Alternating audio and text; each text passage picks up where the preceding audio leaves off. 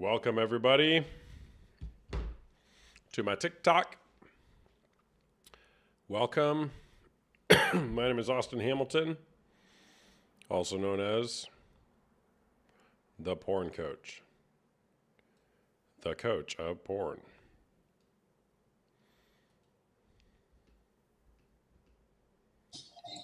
Hello.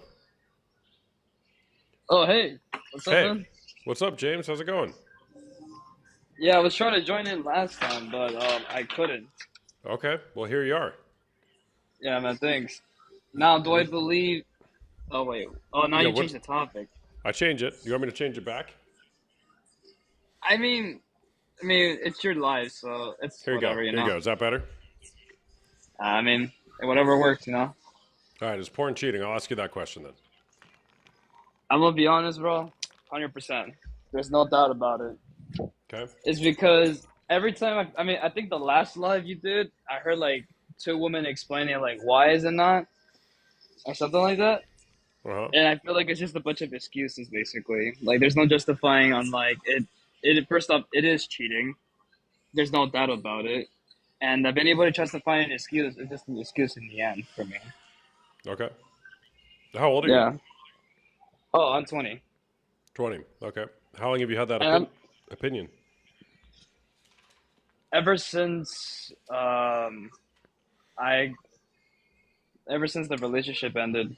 When I'm not gonna lie to you, I did had it, and it really made me blind about how it did affect the relationship and everything. And once it ended, I started to reflect and see, like, yeah, it is cheating.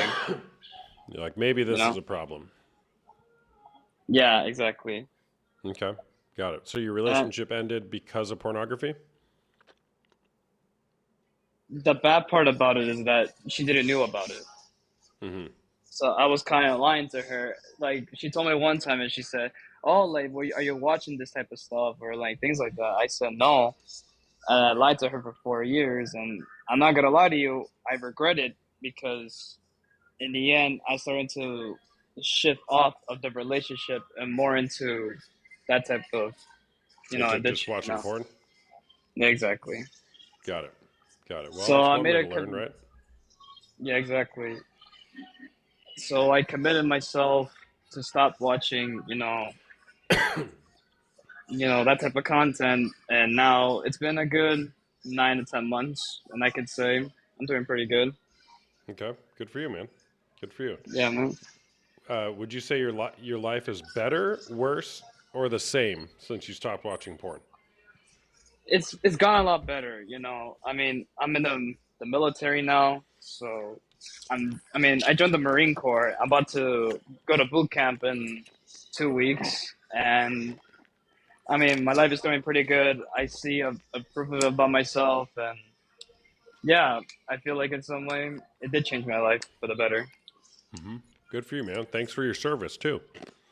No, thank you, man. No problem. But also, my question to you uh, is it bad that I feel guilty that I feel this way? That, like, I should have just told her to begin with. Is it bad that you feel guilty that you should have just told her? Well, Yeah. I would say it sounds like that's your conscience telling you something. It's not for me to decide if that's bad or good, but you sound like you have a moral confliction with pornography, and the fact that you feel bad means you regret it. You wish you would have done it differently. That sounds very healthy to me, like a good awareness. Yeah, I'm gonna be honest. I feel like it was a message from God that, like, hey, I'm gonna take this away from you because you have to see the bigger picture, and I see it now, and like how bad it was actually, Hmm. and Is like, my video choppy, chat? Am I choppy here? It is on my screen. I mean, it is a little bit like delayed. I'll say a little bit delayed, Okay. All right. Maybe it's but just me. You guys say no. I don't Okay. know. Okay. All right, man. So, what are you going to do differently in your next relationship? Obviously, stay away from that. Be healthy, And if I find out that my partner or my future partner is watching that type of content, obviously the best thing action to do is to pretty much talk about it. And if she doesn't want to stop, then at that point I have to end the relationship. Even though I love her or like I like her or whatever, I have to have some self respect for myself and say, hey, no, I'm sorry, it's not gonna work out. Okay, got it. All right, man. Well, thanks for sharing. Thanks, man. Appreciate it, man. All Talk to right, you later. take care. Bye.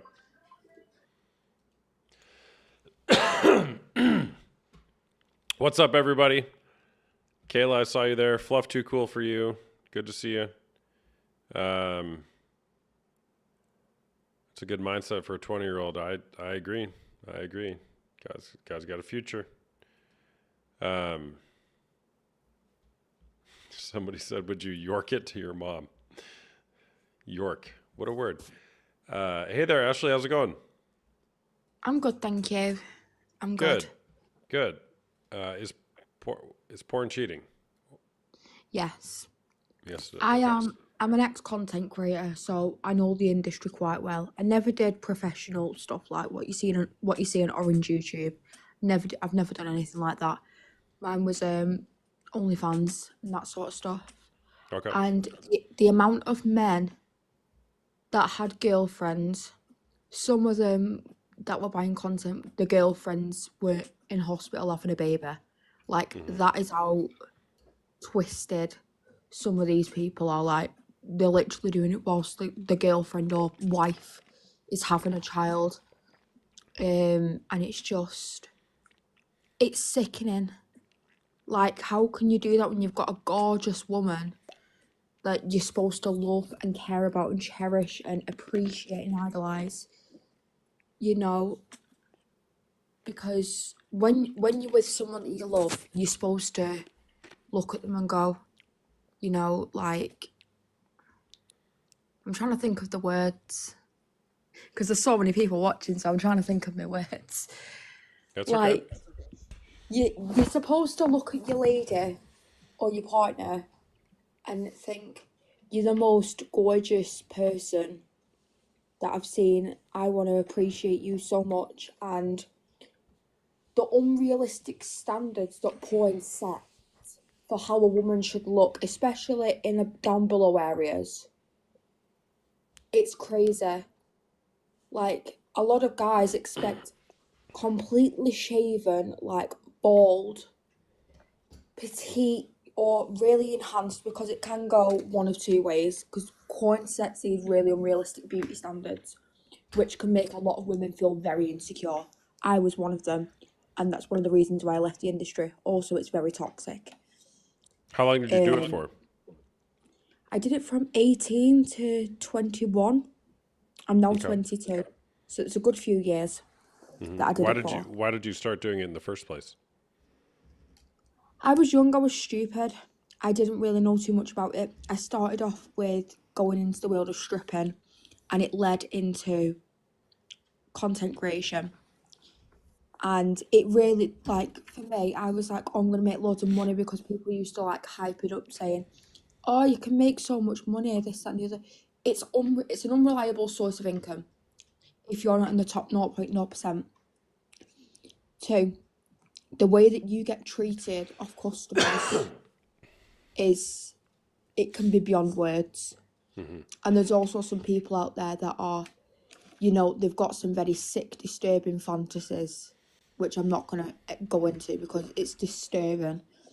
And it just takes such a big, massive toll on your mental health. How And much money were you making, like, in your prime? when I first started at 18, the first guy that actually started buying content, I made over 12,000 Canadian dollars off him. But I'm in the UK, so I had to convert it to British pounds, which it equivalated to over £10,000. And he had a girlfriend, and his girlfriend was butthurt, and I was friends with her because that's how he found me. You And I were felt friends with his awful. girlfriend, and then he started buying your content? Yeah, because she told him, oh yeah, I've got a friend who sells content. because it popped up on her Facebook, and he was sat with her. And obviously he's seen that and found me on my personal Facebook and said, "Oh, can I buy content?" I'm like, "Sure." Like at the time, I didn't really like think about like the consequences on people's relationships because at the end of the day, I was a struggling person trying to make money, and you know, it's just I couldn't do it now. I couldn't bring myself to do that to another woman because if that were me and I found out my partner were buying 18 plus content off another woman, I'd be thinking, what the hell am I doing wrong? Like, why doesn't he want to look at me like that? And it caused a lot of insecurities, and it's dangerous. It's just it's Sorry, I changed my prompt here. hey, that's okay. Yeah. But All it right. is harmful. All right. Well, thanks for sharing. You are more than welcome. Okay. Thank you very much right. for having me. You got it. Take care. All right. I'm gonna do a panel here, and I'm gonna try out this different prompt tonight. Porn is harmful. Change my mind. And can you guys like and share, please? 4,000 likes. That's pretty good. Let's get up to 20,000. Like and share. Give me a follow if you guys don't follow my content already. My name is Austin Hamilton. I'm a porn and sex addiction recovery coach, here to create fascinating conversations about porn on the internet. James, I'll let you back on. MAGA Robert. Don. Ashley. Robert or James, did you actually want to come back here? Yeah, why not? Okay. All right. Porn is harmful. Changed my mind. So we talked to you, James. MAGA Robert, you there, man? Yeah, here. All right. What do you think? I definitely think it's harmful. You definitely think it's harmful. Okay. Ashley, Deanne, what do you think? Yeah, 100%. 100%. Okay. Granny Kelly, what do you think? Granny Kelly's got a bad connection. She's getting the boot. There was this one person I saw on the stream that said that like it's not. I think it was I forgot the username. They'll come. Don't worry. Brooke, is porn harmful? 100,000%. Okay. So everybody agrees here, which is not a problem. Yep. Should I play devil's advocate and say porn is not harmful? Just kidding. Is anybody in the chat? Does anybody in the chat think porn is not harmful and you want to come on and chat? Another guy. His name is Michael Peer. I think he's in the stream. Michael, you want to come on? But okay, anyway, so MAGA Robert, give us your thoughts. I 100% think porn is harmful. Probably one of the most addictive things that plagues our society today. Okay, why do you think that?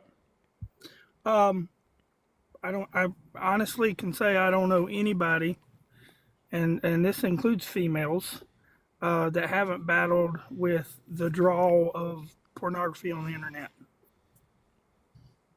Okay, got it. Why is your username MAGA Robert? What does that mean? Well, I'm conservative, so You're a big MAGA guy? not huge MAGA guy. That's the name I chose. It's not because of the MAGA movement. Just more to identify me as a hardline conservative, and wasn't always. Got it. I have a question actually. Sure. What does the person's brain like think like it's okay to watch those type of things and it's like normalized in society basically? Say the question again? Like why is it so normalized in society? Oh. Well, why do you think? You guys talk. What do you guys think? I think that it's such an easily accessible thing now. My partner and I have this argument all the time. And somebody that has watched porn myself, I think that it is just an addiction, and it's so normalized because it's so easily accessible from such a young age now. And I think it's easier, especially for men, to watch that than to have sex. So it sets an unrealistic expectation, for one. It's a quick way. And I think the reason it becomes damaging in relationships is because instead of having to put that level of intimacy into your relationship, it's just a quick fix. You know, you can just go and watch some porn for 30 seconds after whatever time it takes you. And it's over and done with. And I think a lot of the time that becomes an easy resource for somebody than having to put that time and effort into a relationship. So I don't know. I just think that it can be damaging. I don't think it's necessarily always the case. And I think even if you're single, like it's not necessarily a betrayal in your relationship. Or how am I trying to articulate this? I think if you're single, the use of it is fine. But I think when you're in a relationship, it's more inappropriate or damaging. I will say this though. I will say this. Think even if you're still single, you shouldn't be watching it to begin with, because in my opinion, I feel like it will still ruin your mental health because you're going to see women in a different way. I agree. I do agree. That's think- why I I That's totally why- agree with that. Yeah. I think if you're single, Ashley, if there's not that you said betrayal. you argue with your boyfriend about it all the time. Yeah, like we've had heavy conversations around it because like I said, have used porn in my life as well. But I think being in a relationship, I would rather put that energy into my intimacy and my desires into my relationship. And I feel like it affects me because it's almost like an alternative to having intimacy with me, rather than like that is your option. And I think if you poured all of that time and energy into your partner, your intimacy would be better, your relationship would be stronger. I just think the benefit. So does your boyfriend watch pornography? Yeah, he does. Yeah. How long have you guys been dating? 5 years. Why? Why are you with somebody who watches porn? I think because the conversations we've had around it, he has said to me that like he doesn't watch it often, and it's like if we aren't having sex or if we haven't had sex or something like that, or if I'm not here or whatever, and it's not to replace me, it's just as an alternative, I guess. And I maybe have tried to come to terms with that in my mind, that that's okay. I don't know. Do you think it's okay? The term alternative sort of means replacement. I know. Maybe I'm trying to tell myself that it's okay. It's like you're gaslighting yourself. Yeah, I think so. I mean, I'm not okay with it. It makes me feel shitty, but at the same time, like, I don't know, then I start to have an argument with myself that is it maybe because I don't feel 100% great about myself that I'm like, maybe if I was more secure in myself, I wouldn't care, because I know, and I've had conversations with lots of people that don't care, lots of partners that don't care. So I'm like, maybe it's a self-worth thing for me. So then I have that argument with myself. Maybe I'm gaslighting myself. Interesting. Brooke, what do you think? I think it definitely, because my husband has a very bad porn addiction, I'm sorry, it definitely ruined our intimacy, and it's basically ruined our marriage. So that's the other thing as well, like, not only does it damage for me as a woman, I feel like it really damaged my self-esteem, but it also, like, our intimacy is very, like, it makes you feel like not good enough, because like he'd rather have that than me. Like, I'm a real person, I'm here, I'm yours, but you'd rather look at strangers online. Like, it's kind of like a kick in the gut almost. Yeah. Oh man, I'm sorry you're going through that. I know, it sucks. Is there a way to, like, I don't know if this is I always ask this to myself. Is there a way you can ban porn or anything like that? What do you mean, like on your phone? No, no, no. Like basically, is there a way we could all make a movement and try to bend the industry? Basically,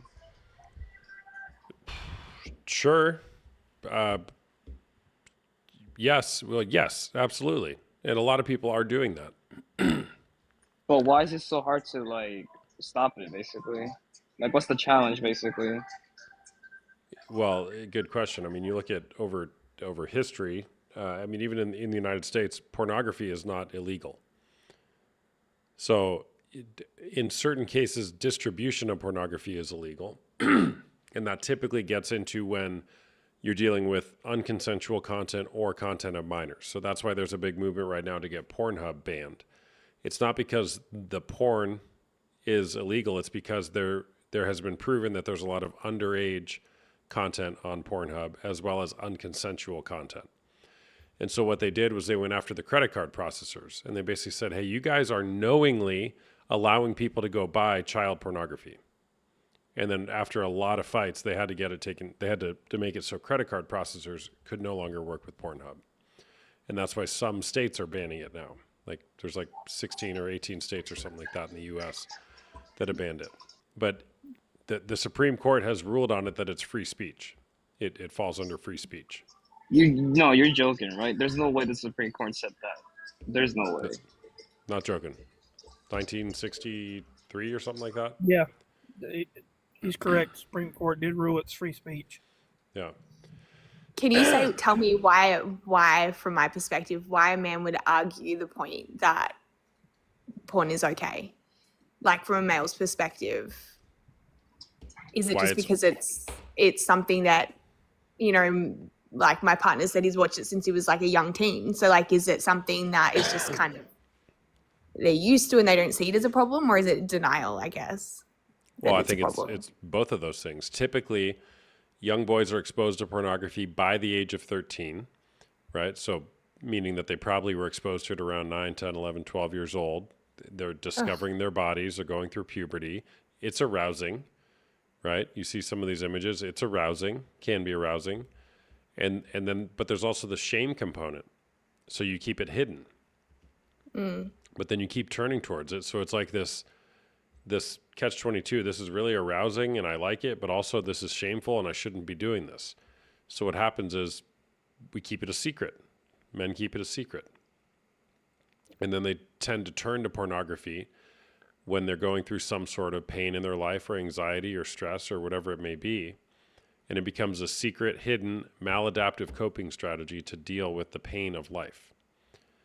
And then here they are, right? I mean, this is my story. I'm 32 years old, married with kids, and I'm like, I'm still using porn. Why? Okay, well, it's what I became accustomed to. So Is it also that like it's sometimes easier than putting that effort into your relationship or you're married? it's easier That's a to put really in- good question. That's a really good question. Yeah, well, I mean, sure. I think that's a pretty limited question. But yeah, it's like, well, instead of going and trying to actually figure out the problems in my marriage or whatever it is, I'm just going to go masturbate my problems away. Because masturbation gives you a dopamine hit. It feels really good for a second, and then you feel worse afterwards. So yeah, it's certainly an avoidance technique. Don't you think that it gives an unrealistic perception of sexual relationships in a true relationship? Yeah, of course. Absolutely. What do you think? Oh, I 100% think that. I was addicted until I was 40, and was married and 6 kids, and it took almost losing my marriage to really honestly change the chemistry in my brain. Yeah. Because of the pain I was causing. Ashley, I mean, I feel for you because I know what it was doing to my wife. Yeah. For me, it just took me one relationship. I'm not gonna lie. It took me one. Yeah, good And for you, that's man. how I it mean, changed. 20 years old, like that's awesome. It's because it's like I was always taught to do the right thing, and the right thing is to stop doing it, obviously. So that's the first step I gotta do, obviously. Hmm. Hmm. But I feel like in some way about the like how is it easy to get access to porn? I feel like majority of like the people that do like OF and things like that are promoting it to mostly to minors. That's what like really makes me upset about it, you know? I mean, that's the Because problem is it starts so young. Like you said, it's 13. That's such a young yeah, age to be, yeah, it's it's it's just like very early sickening. on. It's like sickening to me because it's like isn't that considered illegal? Like, does anyone have a brain and realize that is illegal to begin with? Well, there's I just a lot of protections uh, and guide rails, or at least there should be, around marketing towards minors. I think we're just now starting to see some movements towards that. James, you asked about like why can't we just ban porn? There's an organization called Fight the New Drug who's trying to do just that, or at least being a voice in that. It's hard though. I mean, it's really hard to go about that because you got to realize sex sells. it's a huge industry. Yeah, and not even just things that So are you're saying it's explicitly mostly because of pornographic. money? I mean, Oh, even in well, Hollywood, yes. Yeah, this is some bullshit. I just wonder how different the young adolescent or teenage brain would develop if we didn't have that as an option. Like, how different would sex be and intimacy be without it if you didn't watch it from such a young age now? That development side of things. Yeah, I for think sure. it's mostly, I don't know, every single person that told me about like their sex life, they mostly learn it from, corn, obviously. That's how they learn it, basically. Yeah, many people do. And porn is fake sex. It's synthetic. It's not real. And so when that's what young people are using to learn what sex is, it's going to be perverted once they're actually in the bedroom trying to have a relationship with a real person. Mm. Um, and I think that goes on both sexes, mhm. not just men. I mean, um, because I think men are predominantly the addicts more so than females. I think I could be wrong, but I do know and that females are a large audience as well, and I think it makes it almost impossible um, uh, if you have a couple coming together and both of them are addicted to porn, uh, for it to be any type of real sexual relationship. Yeah, yeah, for sure, for sure. Um, I'm curious why both of you guys, Ashley and Brooke. Well, Ashley, you're not married, right? No, I Why? was. Oh, oh, you were. Got it. All right. But are you in the Mhm. relationship with your boyfriend who watches porn? Yes. Why do you put up with that? Um, maybe I'm just like, I think I'm grown up in a generation where I just feel like it would be really hard to find somebody that doesn't watch porn. And it would be really hard to, I don't know, I just assume that it's so normalized now that maybe I'm in the minority. Maybe I feel the way I feel is different. I like it's, a bit of a coincidence. I was literally having this conversation with a friend of mine yesterday, and she was telling me that in her relationship, both of her and her partner watch it, and she doesn't care and he doesn't care. And I'm like, so maybe I'm in the minority then. Maybe Mm-hmm. the way that I feel is rare, and that it would be hard to find somebody that felt the same way. And so Mm-hmm. I guess that on top of a number of things like my own self-worth, I suppose, Mm-hmm. tolerating that because I don't know.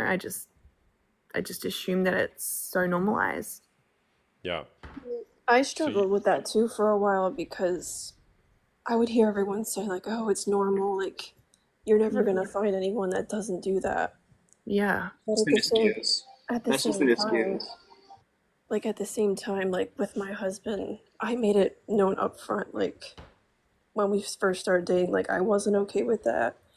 And if that's something that's like, you know, you do, like I'm not, you know, be with someone else who's okay with that because it's not fair.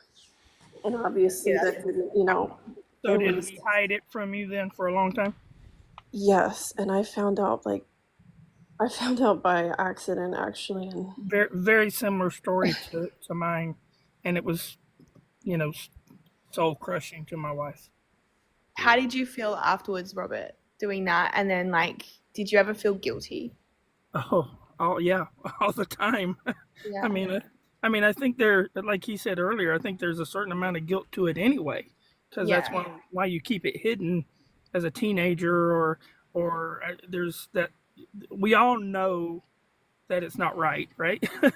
and so there's that guilt's already there, but when you're really then hiding it from somebody you've committed your life to, and you're having kids with, and you know you're honestly you're leading a double life at that point. You're two-faced at that point. You're not just hiding it, you're two-faced. And Yeah. it Yeah, I was felt that. the look when she found out, the look on her face was like I destroyed her. And it took a lot of work to get to where we are now. How did you stop? Like, how did you get to that point where you, like, if it's such an Oh, addiction, like, what did, yeah, that what did you, that look is ingrained in my head. I never felt like I let somebody down so bad at that point. Robert, I have a question for you. Yes. When you're, I mean, I know your wife found out, but like, were you honest with her? Like, if she asked if it was like continuing, or did you like kind Oh of keep no, it a no, secret? no. She so early on in our marriage, there was the question that came up, of course, and of course I did all the natural stuff: deny, and oh, evidence is presented, and I'm like, okay, I won't do it again. I won't do it again. I understand. Um, but it all becomes betrayal, right? It's that ultimate. If you boil it all down, at that point, it's just betrayal. And you know, I did go through a period where, you know, I tried to resist and tried not to because, you know, we talked about it and tried to do the right thing. And, but the addiction part is, it is real. Right. And it's like an alcoholic or a drug addict. Something has to take you to the end of that rope. And once again, when it came to a head, the look of just total destruction on her face was the thing that really helped. And listen, I did all the steps. I mean, after that, I did all the stuff. I talked to people. I got counseling. I did the things that I'm a firm believer. I don't know that you can do it without any of that. I think you need help. We went to couples counseling for 5 years because Right. that's what it took to get us back to a point where she believed I loved her as much as I loved porn before. Right. The opposite of addiction is not sobriety, it's connection with other people. I think for me, I had to learn it myself. I didn't really have the sources like therapy and things like that. So basically, for me, it all took me was my sergeant and the gym. Those are the only two people that really helped me get through that, basically. And I think without my sergeant, I think without the gym, I don't think I'll be ever to like stop doing, you know, porn to begin with. No. Robert, great work, man. I mean, you guys really tackled this problem intensely. And it's hard. You know, I blew up my marriage and we fought for 7 years to put it back together. And it's really difficult work, but it's so rewarding when you can begin to see the union that you can have when you're both honest. At least in my can I experience. ask, would you say though your addiction was, like, what would you consider an addiction when it comes Yeah. to watching porn? Yeah. So I like to say, do you think it's a problem? Have you tried to stop? Do you want to stop? Have you tried to stop? And can you stop? Right. Right. Or is your behavior negatively impacting another person and you keep on doing it, or negatively impacting yourself? So, yeah, I don't like the word addiction, sex addiction, but well, let's call a spade, right? Yeah. And there are so many resources out there, right? What I'm hearing from both of you women on here, it's like you've, at least from you, Ash, is you've lowered the bar. Like, okay, well, most people just say this is normal, so I'm going to do that too. I'm going to say it's normal. Yeah. But I hear it in you. You're like, but there's now an integrity issue in your heart Yeah, because definitely. you don't actually believe it, but you're believing these lies. Yeah, I think I'm probably just trying to convince myself, I guess, Yeah. when I don't necessarily feel that way. Yeah. Yeah. So then you got to ask yourself the question, what else will you lower the bar on just because other people think that?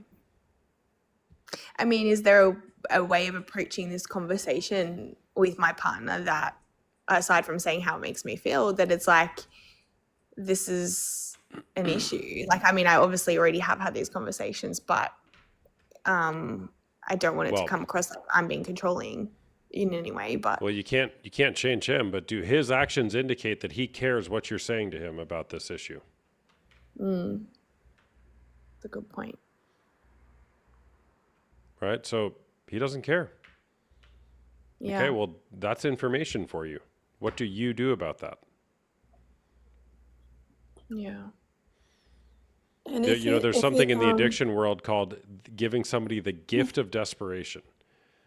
Oftentimes, addicts don't change until they realize or until they lose it all. Until they realize they're about to lose it all or until they lose it all. So it could be the most loving thing for somebody. I'm not talking about every situation, but to say, hey, you know what? I'm going to leave this relationship because of your behavior. You can do whatever you want, but I'm going to choose to leave. That could be the most loving thing you could do for someone. Yeah. Because right now he's got the best of both worlds in the porn world. He gets to have porn and you. Yeah, that's really true. I've never thought of it like that. And your actions indicate that you're okay with being in that relationship. Can I ask a different question? Sure. Do you think masturbation in general is masturbation in general healthy in a relationship? And I'd love to know everyone else's opinion on this panel too. Do you think that that's okay, or is it just the porn use that? Wait, can I just say something too? Oh, wait, I was also gonna ask about that question too, but I also Yeah. want to say, I was also gonna say because a lot of doctors recommend that you should masturbate apparently, and I'm just like, why? Even though you shouldn't even be doing that to begin with. I don't know. You answer that question for me. I'll go last. Robert, what do you think? In general, I don't think masturbation is wrong. I think it's especially if you've spent your whole life doing that, right? I don't think I don't see that as necessarily a sour point in a relationship, because I'm going to tell you, I'm 58 years old, still do occasionally, and but it's always about thoughts to my wife now, and it's easy, right? I don't necessarily see that as wrong, I guess. Okay. I would love to hear everybody else's opinion though. Brooke, what do you think? I do know women tend to think that is an issue. I feel like if you're struggling with like watching porn, maybe you should avoid that for a bit. But you know, if you're healthy and you know you have that self-control, because your partner's not always like, you know, gonna be in the mood, so I could understand, you know, if you got to do that. I disagree with that actually. Okay. So I love that this 20-year-old guy has really, really props, man. A lot of props. Mhm. I mean, look, it's just, I don't know, just one day, just all clicked like that. That's it. Are you in a relationship now? No, unfortunately, I'm just staying away from that for now. I'm just focusing on my military career, and maybe when it gets to like 23, 24, 25, maybe I'll start. But for now, I'm just chilling right now. There's a catch for somebody in a few years. Yeah, exactly. So it's not as simple as a yes or no. I think though there's kind of a litmus test I used. If masturbation is done in secret or in replacement for sex with your spouse or done with fantasy, then it's usually problematic. And it's pretty hard to meet all three of those criteria at the same time. The first two are easier, not being in secret, not in replacement for sex. The fantasy one, especially for somebody who's used pornography, that one's real hard to satisfy that. So then the question becomes, well, is it harmful? Because masturbation by itself can be just as addictive as watching porn and masturbating. It's a real slippery slope to go down. I would agree with that. Yeah, I could see that. Yeah. So again, Yeah, I think I that do think that there's kind of a time litmus and- test can be used to determine, if it's okay. But again, meeting all three of those criteria is very difficult, if not almost impossible, to do that truly with integrity. Ashley, you probably said, but how long have you been in your relationship? 5 years. Okay, and Brooke? 8 years. Okay, all right. Yeah. All right. Sorry, go ahead. No, you go ahead. Ashley, did you know all along, like when you first started dating him, that porn was an issue? No, see, that's the thing. I feel like listening to this conversation, I was a lot younger, so I didn't really realize that was a boundary for me at the time. I knew that I didn't like it, and I knew that it made me feel a type of way, but I also felt like that came down to me not feeling good about myself. So I thought, this is a very normal thing. Plus, I don't have a lot of self-confidence, so maybe, like I will feel better about myself. This thing won't be an issue. But as I've, matured and gotten older, I realized, no, this is an issue, and it is still something that I don't agree with, and I don't think that it's necessary. And I think I'm like reflecting that I'm in a situation where I've gotten into a relationship with somebody without having that conversation. So I can't really tell someone, you need to not do this. Like this is how I feel, and obviously the point is, like, does that person care about how I feel? Probably not, obviously. But yeah, I didn't have that conversation. That's definitely a lesson learned there. Well, you said you didn't have. Oh, sorry. Go ahead. Well, yeah, but now you're in the relationship with the person. What new conversation could you have? Yeah, I think like early on in the piece, we had these conversations, and he became very reactive to that. I think maybe he felt quite controlled by my opinion. So I think I've just avoided those conversations now. But I don't know. I think if I was to have that conversation, I feel like he would sort of. He said to me before, like, "Oh, I don't watch it that often. It's only every now and then type thing, so it's not that big of a deal." That would kind of be a very dismissive. I'd get a very dismissive response, I think, from that, because it would be this isn't a problem, you don't have to worry type thing. That just means he doesn't love you then, because that just means he doesn't really love you, in my opinion. If I were you, talk to him about it. And if he just tries to dismiss it or just tries to ignore you constantly, then at that point, just break up with him. Don't even bother, to be honest. Yeah. No, it's true. I mean, No, like, yeah. that's like not something to be. That's not something funny. Like, that's actually really true. And like, you see your partner not doing what he's supposed to be doing, ignoring you, then at that point, say, "Fuck it, I'm gonna pull the plug." So you said early on in your relationship you felt like you lacked the confidence, or maybe you had some self-esteem issues and stuff. Do you feel like that over the years you've grown and have grown more in that? Yeah, You're- absolutely. So, Yeah, I so, think so. so let me ask you this then. When you find out or you know he's doing this, do you still feel more self-confident or does it tear you back down?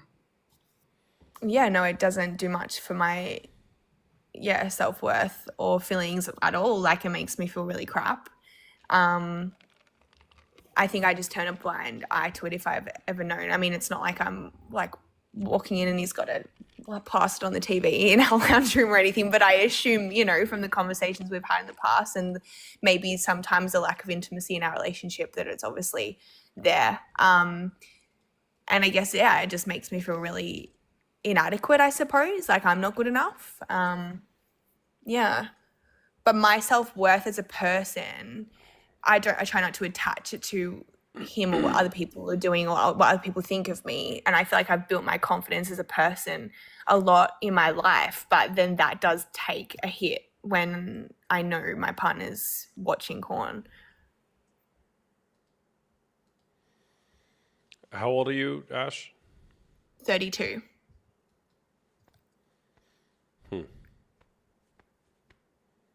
My question to you is, why is it so hard to get out of a relationship? That's my only question I want to ask the host. Like, why is it so hard? Oh, I have an opinion. I have an I opinion. mean, everybody can give a million opinions on that. My answer, So many I moving parts. don't know. I- We get I think- attached to people. We become codependent on them. We're scared to actually tell the truth. What's up, Caitlin and Honest Love? We're afraid. I mean, there's tons of reasons, and it's unique to each relationship. You've ticked every box of mine. Yeah. Insane. Yeah, All of that. yeah. Robert, what were you gonna say?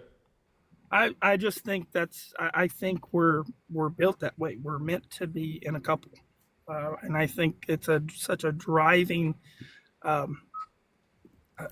chemical force for to have a partner, a mate, and I don't believe we're meant to go through all of it alone. You know what I'm saying? So I think when you find somebody, we're always trying to find the best part, right? Because that's what we want, right? We don't want to have to do the fight again to find the next person. So we tend to cop out and say, well, I can let this go, or I can let that go, or it's really not that bad. And when you really step back, there's There's damage being done. Yeah, I mean, you look at pair bonding, which is done not only in humans but in many different animal species. We pair with each other, or we bond with each other, and so once you're bonded, like you are, Ash, it sounds like, to an extent, it's really hard to undo that bond.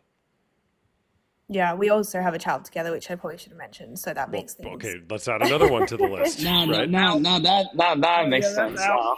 Now Sorry, that makes guys. more I probably sense. should have said that earlier on in the piece. Yeah. So Yeah. so look, You just took the big piece out of the puzzle. yeah. Yeah. I mean, but aside from that, before we even had a child, it was the same things. And I think the bonding thing is very true. It's hard. I love him. I don't want to leave this person, but at the same time, like, Do my you morals mind if are wrong. you mind if I ask, boy or girl? We have a daughter. I want to ask this question. That's rough. to her. How much you can hold? Like, how much pain you can hold on him, basically. I'm pretty tough. I've been through some things. I'm pretty tough. This is probably a little small thing in comparison. So I don't know. Maybe Yeah, I'm sure I'll get to a point where. But are you that Yeah. tough, Ash? Are you really that tough? Or have you just had to keep it all together for so long? Because at one point in your life, you're gonna have a mental breakdown, and trust me, you don't want that. That's gonna really suck. Oh, you're so wise for your age. Why didn't I know? She really I is. kind of have these conversations with myself. Don't you wish he was like 32?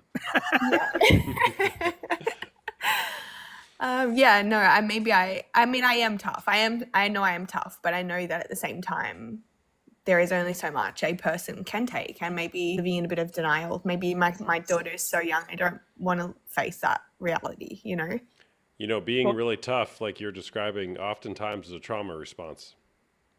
Yeah, it makes a lot of sense. fight or flight. I'm living in it. And the problem is you'll fight until you're ready to fly. Yeah.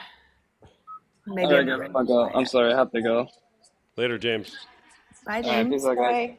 Later, Peace James. out. So, Ashley, I'm going to Yeah. share a little bit of personal stuff. Not that I don't tend to get personal, but so I'm a father, and I have had to deal with a son who unknowingly saw me watching porn and then became addicted to porn as well. And that was a hard. And the funny thing is, I found this out after we were 2 years deep into counseling and repairing our marriage and all that. And then I find out my adult son is now having issues in his relationship because of porn. And he's luckily he's a lot like his daddy, and he, I well, we were real honest with our kids that we were having trouble and things like that. And we never said, hey, we're having trouble because of this, but that we were having trouble and that we were going to get counseling and stuff. But then I did have that man-to-man conversation and tried to explain to him the damage that can cause and will cause. And I'm just saying that to say that your daughter could end up down that trail too, because it's around. You can become a product of your environment, whether by Thank you for saying accident. that. Yeah, that's very true. I was gonna ask you, Ash, do you feel like you're over the course of the years, do you feel like your self-esteem has gone down more, or are you like not, I don't want to say ignoring it. Tolerating. Yeah, yeah. Yeah, I think I don't know, it's hard because I think I have worked a lot on my physical appearance and the way I wanted to look physically, that side of things has gone up, but maybe my self-worth inside, like my attachment, Right, how I right. feel inside, maybe I am ignoring the fact that has taken the biggest hit. Yeah, because I don't feel good enough, I guess, in this relationship in that regard. Like, why am I not enough? Right, If right. that And makes sense. that's the question I always ask him too. I'm like, why, you say you love me, you say I'm so beautiful and you're attracted to me. So why am I not enough for you to just come to me instead of going to Yeah. that? And it does, like for me, I don't like it did really affect my self-esteem, and I feel like over the past few years I've been like almost like on a roller coaster of emotions, like I care, but then I'm like, I not that I don't care, but like I kind of ignore it. Maybe you're just numb to it now. Right, just to try Yeah. to cope. And that does describe it a lot, almost numb, but it's always like there in the back of my head. I feel like it's a constant like nag. Yeah. Yeah, no, I completely relate. So here's the thing, I would just say his behavior is not a reflection of you or your self-worth. At least it shouldn't be. Totally agree. Right? You got to look at it like it's like a sickness that he's dealing with. Right, right.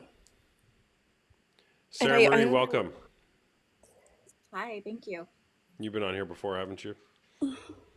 Not as a guest, but just comment. Oh, really? Yeah. Okay. Well, what brings you on? A life of pain from this topic, and thank you for sharing and opening up the platform. It's definitely worth talking about. Mm-hmm. You want to tell us more? Yeah, I was married for 22 years and amazing family life from the outside. Everyone thought that we had the perfect marriage, the perfect home life, and there was just a lot of secrets I didn't know early on, and I wish I had known. And it ultimately led, to me having to leave. And porn addiction, it's painful and it hurts a lot of people. And but like you said, it's not a reflection of the people. It's more a true addiction, and it's getting to understand why it's there. And yeah, so I've been on a journey, a long journey, and I'm now certified in somatic trauma therapy because I wanted to understand why. And it's been a very eye-opening experience. The more I've learned, the more I'm just in awe of how addictions work. It comes from pain. It comes from childhood trauma. It comes from our parents. And it's crazy to think about how our sex drive virtually is formed as toddlers, but it truly does. It's mind-boggling. Yeah. Yeah. Thanks for sharing that. So you probably do all like the polyvagal stuff, huh? Yeah, polyvagal is one of them, and then internal family systems, IFS. And I do a lot of somatic movement. I'm a massage therapist, and what caught my eye was that when people had been sexually abused or sexually hurt, there's always very common pain patterns in the body. And that's what first actually made me curious about trauma in the body is I saw patterns from people's stories living out in the physical side. And they didn't understand it, and I didn't at first, but then I started putting the pieces together. What are some of those patterns? There's certain areas in the body that hold certain emotions. And when people have chronic issues that they're constantly trying to heal, but they go to the doctor and they say everything's fine, but they know they're not fine. Oftentimes turning to the root of trauma is where a lot of people find healing physically.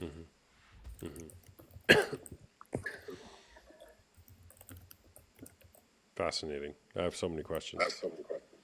Body keeps the score, huh? Absolutely. He was one of my teachers, actually. I've taken his classes. He's amazing. No way. Yeah. That's cool. He did. Yeah, it's pretty cool. Who is that? Vanderkolk, right? Yeah. Yeah, Bessel. Yeah. All right. What else, people?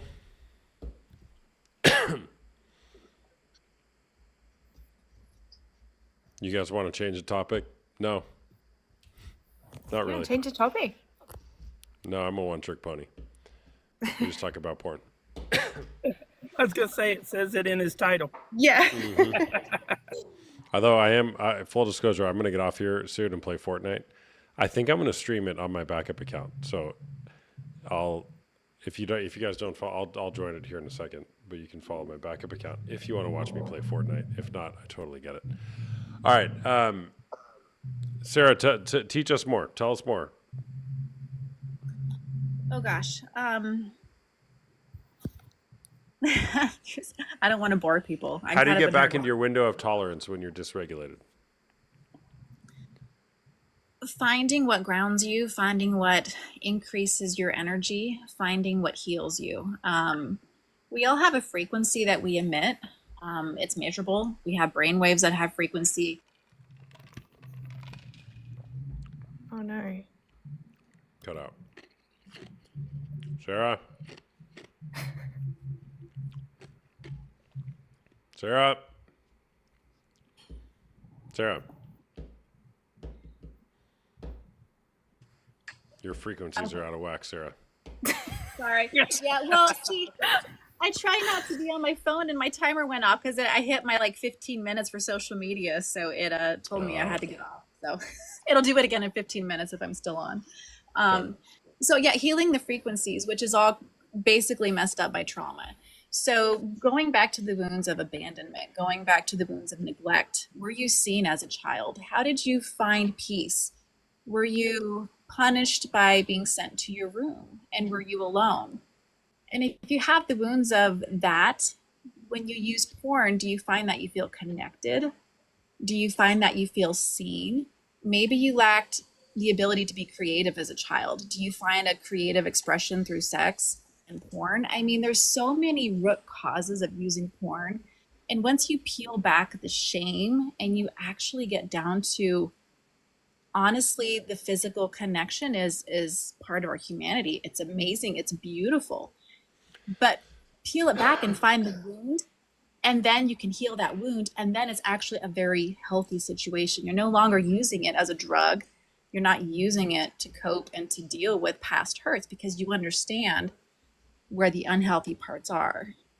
You can heal that. You really can. Yep.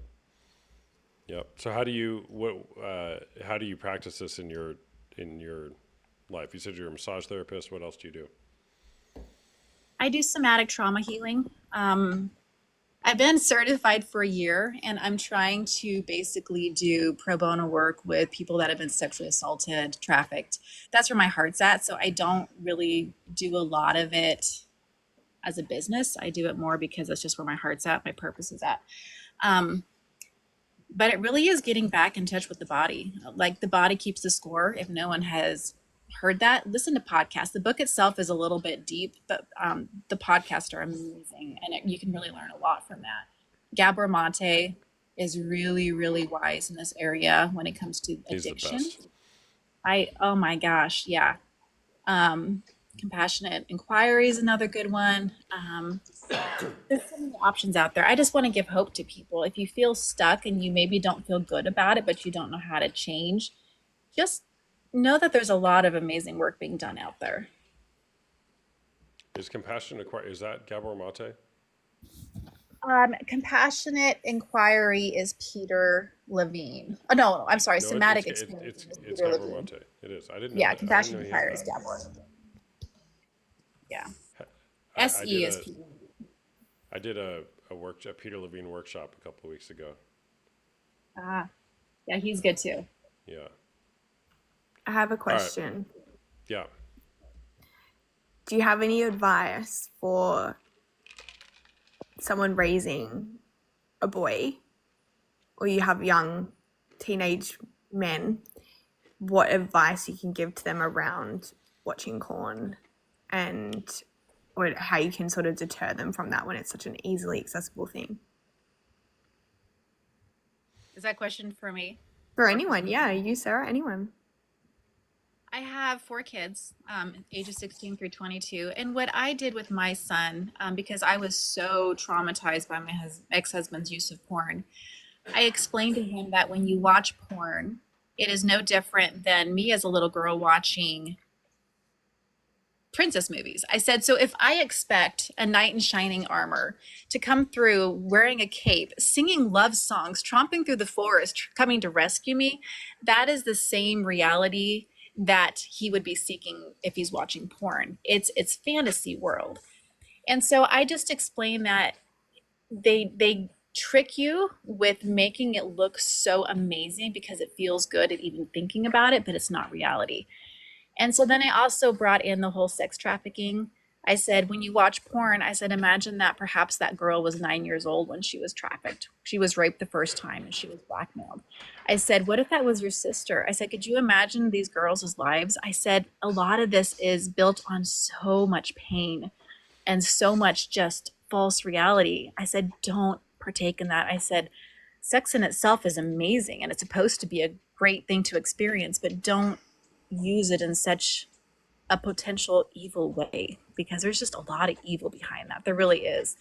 I have my own story of that happening where, you have stuff used against you and put out there, and it's horrible. Like, so that's what I did with my kids, is I just tried to connect that fantasy world and make them realize that it's not real. And if they engage in it, they're choosing to live in a fantasy world. That's a really, really good way of putting it. Yeah, Yeah, that's I really good. love that, Sarah.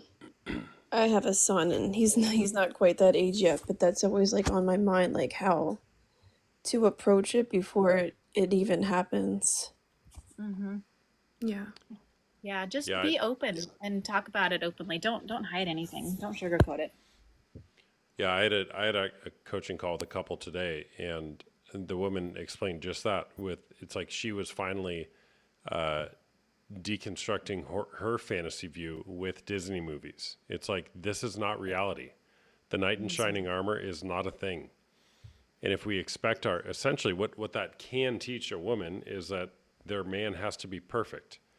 And unless they're perfect, well, don't even try. And Right. that's harmful. It's very different than pornography, but it's similar in that there's a lot of fantasy involved in that. And the flip side goes for women with body image, because we're taught the same thing through porn. We have to look a certain way, act a certain way, sound a certain way. That's not accurate. Just like men don't have to be perfect. They don't have to earn all the money. They don't have to have all the muscles. They don't have to have all the smarts. They're humans. Let them be human. Mm. You know, I'm going to go wake up my 7-year-old daughter right now and tell her that Frozen's bullshit. Absolutely.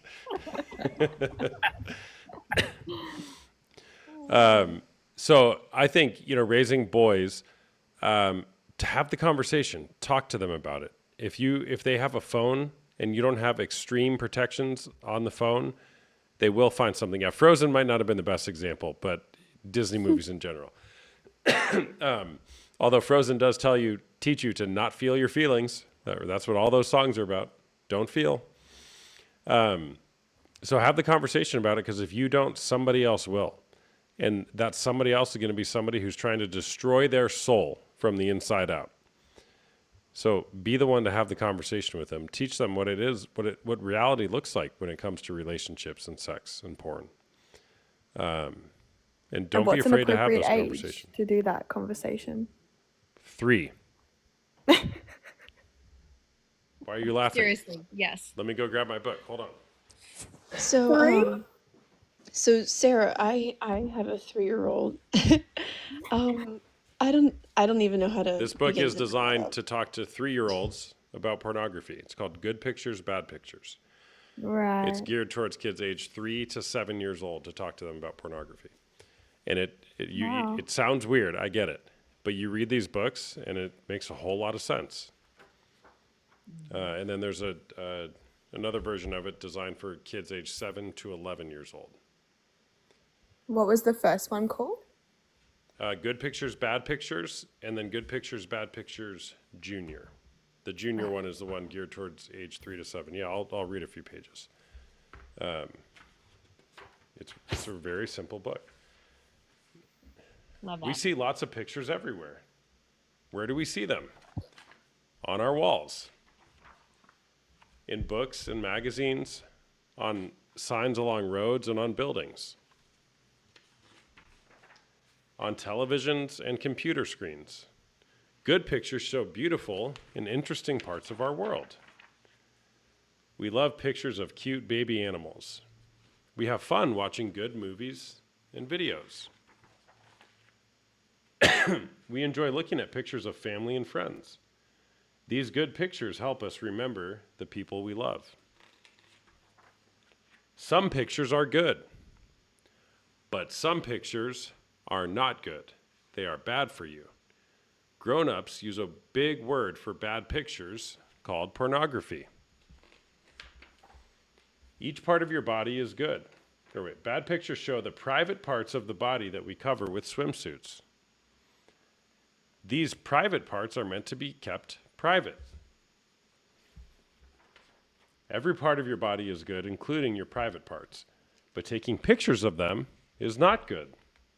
When people show pictures of private parts, they aren't private anymore. It is important to keep private parts private. It's like it's rocket science, isn't it, people? Where might we see bad pictures? The same places we can see good pictures. On screens like a phone or a tablet. On a television or a computer, in magazines, on signs in stores, or on billboards along roads. No matter where you see bad pictures, they are not safe for kids to look at. Should I just read the whole thing? Like halfway through. Some things are safe and some things are not safe. Some things are very dangerous. Many things are not safe to eat or drink. They are poisonous and can make you very sick. They have Tide Pods pictured in here. Don't eat Tide Pods. Good pictures are safe to look at. Bad pictures are not safe to look at. Bad pictures are like picture poison for your brain. Looking at them is dangerous for a growing child. It says, that's a bad picture. Sometimes kids see bad pictures by accident. But even if you see a bad picture, that doesn't make you a bad kid. Have you ever seen a picture, cartoon, or video of people with no clothes on showing their private parts? If you have, don't worry, there's something good you can do if you see a bad picture. And there's a little sticky note here that says, yes, where did you see it? So this is designed to help have this conversation with a kid that might have been exposed. If you ever see a bad picture, video or cartoon of people with no clothes on, here's what to do to stay safe. Turn, run, tell. Turn away from the bad picture. Practice this. Turn your head and cover your eyes with your hands. Run and find your parents or an adult you trust. Practice this. Pretend you're running. Move your arms back and forth. Tell them what you saw. I just saw a bat. Why are they all leaving? Or that other guy left. Tell them what you saw. Say, I just saw a bad picture. Never keep bad pictures a secret from your parents. Practice this. Cup your hands around your mouth and talk to them. And then it has 5 safety rules. If somebody tries to show you a bad picture, what you do with it. You have the power. You can remember to turn, run, and tell when you see a bad picture.